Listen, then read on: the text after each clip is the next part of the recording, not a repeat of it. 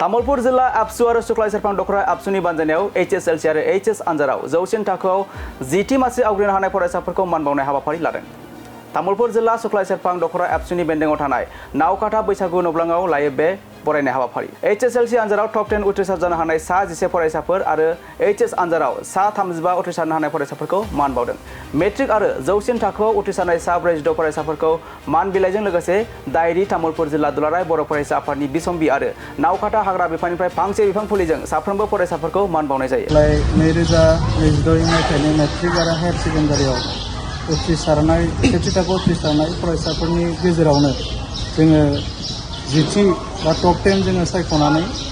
गासै मेट्रिकआव सा 11 जन आरो हायार सेकेन्डारि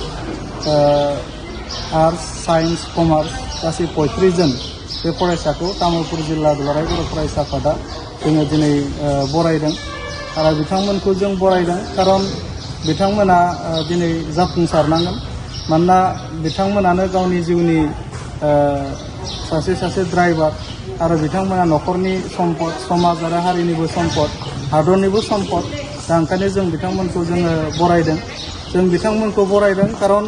दुलाराय बर' फरायसा आफादा जोङो माहारिनि मोनसे फरायसा आफाद हिसाबै जों बिथांमोनखौ अराय सम अख्रां सायाव बिरनायखौ जोङो हास्थायो आरो जों दिनै बिथांमोनखौ बरायदों खारन बिथांमोना दिनैनि जि जुजिनाय जि मुगा बे जुजिनाय मुगायाव बिथांमोना राफोद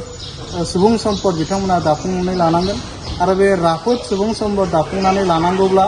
गुन गोनां सोलोंथाइ लानांगोन आरो गुन गोनां सोलोंथाइ लानांगोनब्ला बिथांमोना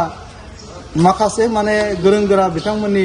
थुलुंगानाय बिथांमोननि बोसोन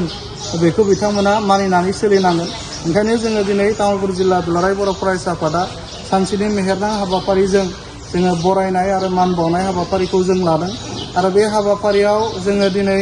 गाहाय आलासि महरै मिरु दुलाराय बर' फरायसा आफादनि गाहाय नेहाथारि फनेन्द्र बसुमतारी सार बिथांखौ जोङो हांख्रायदोंमोन आरो दिनैनि जि बे मेहेरगोनां हाबाफारियाव जों थि बुंथिगिरि आलासि महरै बर'मा फरायसालिमानि बिबुंग्रा डक्टर कबिता रामसियारि बिथांखौ जोङो हांख्रायदों आरो बिथांमोननि जि बिबुंथि बे बिबुंथियाव गोबांथार थुलुंगाखांनाय माखासे बिबुंथि बा बोसोन बिबुंथि बिथांमोना लादों आरो जों मिजिंथिदों दिनै जोंनि आलासि बिथांमोननि जि बेसेन गोसा बिबुंथि बे बेसेन गोसा बिबुंथिजों जोंनि फरायसाफोरा थुलुंगा मोनगोन आरो दिनैनि जि बरायनाय हाबाफारि बे बरायनाय हाबाफारियाव बरायजाग्राजों लोगोसेनो